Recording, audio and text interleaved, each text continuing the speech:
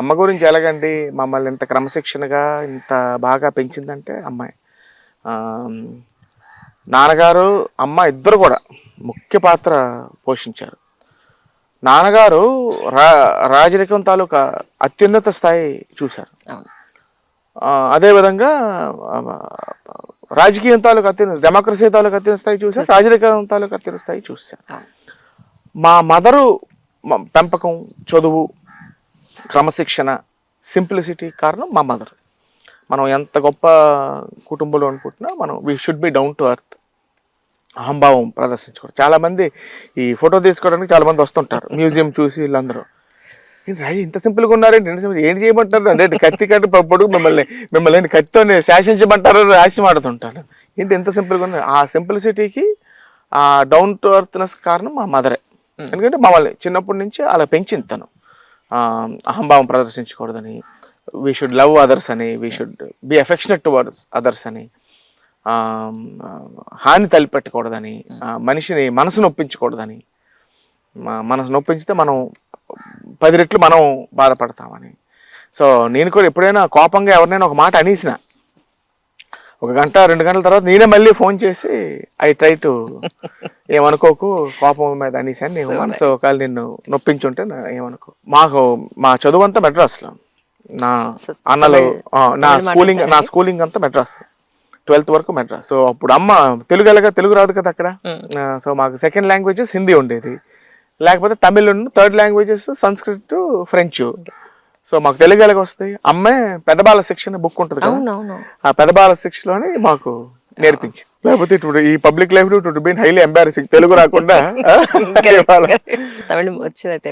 తమిళ్ మాట్లాడగలనమ్మా, but I can speak fluent Tamil, but I cannot read and write. I can speak fluent Tamil. మీ siblings అందరూ ఏం చేస్తున్నారండి ఇప్పుడు, ఎక్కడ ఉన్నారు? మా పెద్దన్న సుజయకృష్ణ గారు మీకు తెలుసు, ఎక్స్ మినిస్టర్. ఆయన వైజాగ్ బొబ్బిల్లోని ఫ్యామిలీ. మొన్న తను పెద్ద కూతురికి పెళ్ళయింది. ఇంకో కొడుకు ఉన్నాడు, తను ఆస్ట్రేలియాలో గ్రాడ్యుయేషన్ చేస్తున్నాడు. మా సెకండ్ బ్రదర్ చెన్నైలో ఉంటాడు, రామకృష్ణ రంగారావు.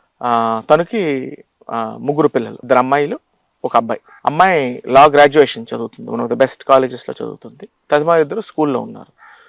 కూతురు నా కూతురు కన్నా 1 సంవత్సరం 2 సంవత్సరాలు పెద్ద. ఇప్పుడు మేడం పాప ఇక్కడే ఉంటున్నారండి, వైజాగ్ లో ఉంటారు. Vizag because of education sake.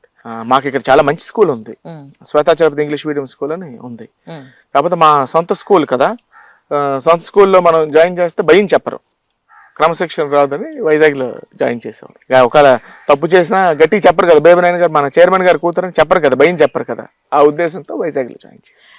Weekends వస్తుంటారు, ఫ్రైడే సాటర్డే సండే వస్తారు.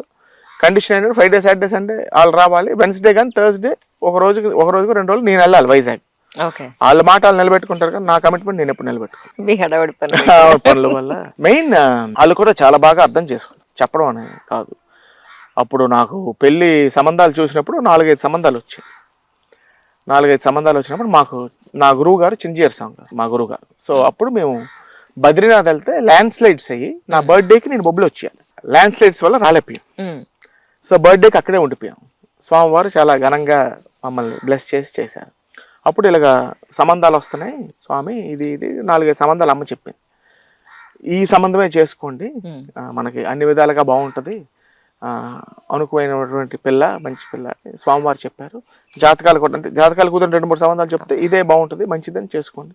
స్వామివారు శిష్యులు చాలా పెద్ద సంబంధాలు కూడా వచ్చాయి, చెప్పినా ఈ సంబంధమే చేసుకోండి అని స్వామివారు చెప్పడం, వెంటనే చేసుకోవడం. ఆ రోజు వరకు ఈ రోజు వరకు కూడా ఎందుకు ఇలాగా అని ఏ రోజు అడగలేదు. తను కోరికలు ఏమి ఉన్నా నేను అడిగి తెలుసుకొని చేయడమే కానీ ఇది చెయ్యాలి ఇది కావాలి అని తను ఏ రోజు కూడా అడగలేదు.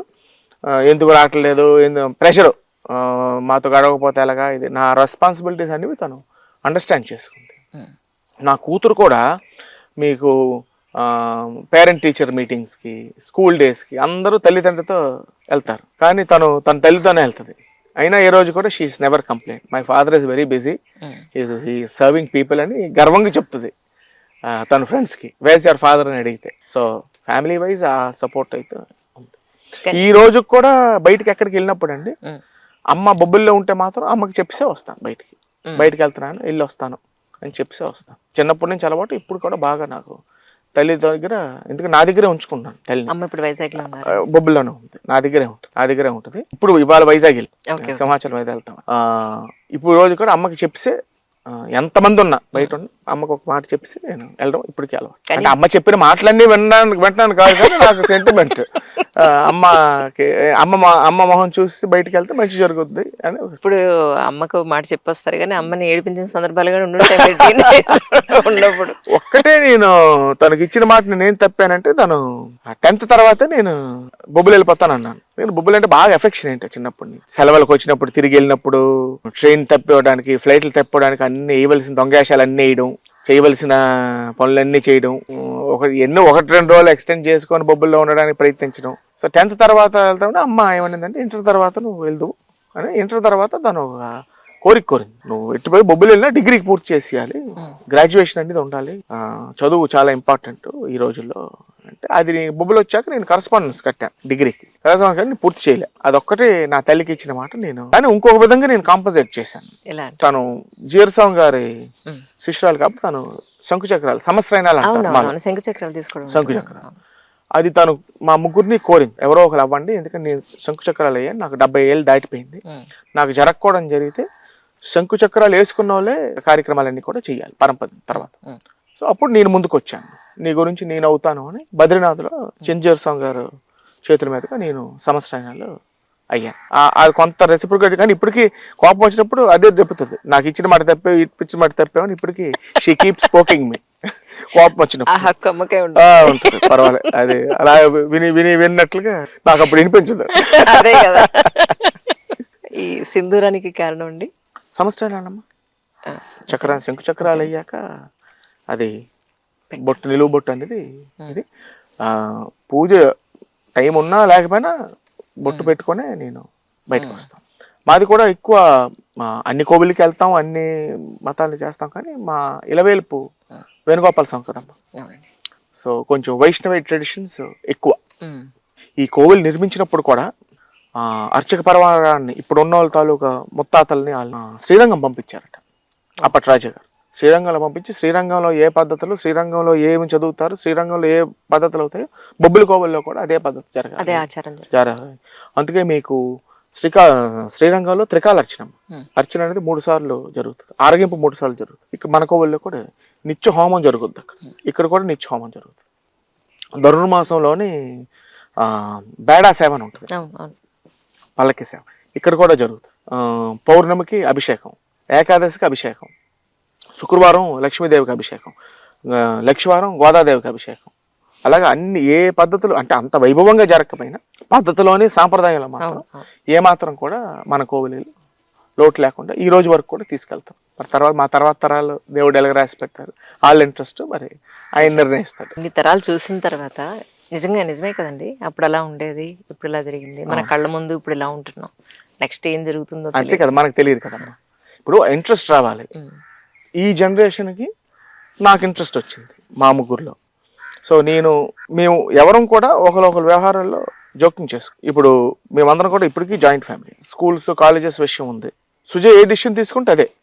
ఇప్పుడు మెడ్రాస్ వ్యవహారాలు ఉంటాయి, రాము ఏ డిసిషన్ తీసుకుంటే అదే. వ్యవసాయం, కోవిలి ఉంటది, నేను ఏ డిసిషన్ తీసుకుంటే అదే. అంతే, జోక్యం ఉండదు.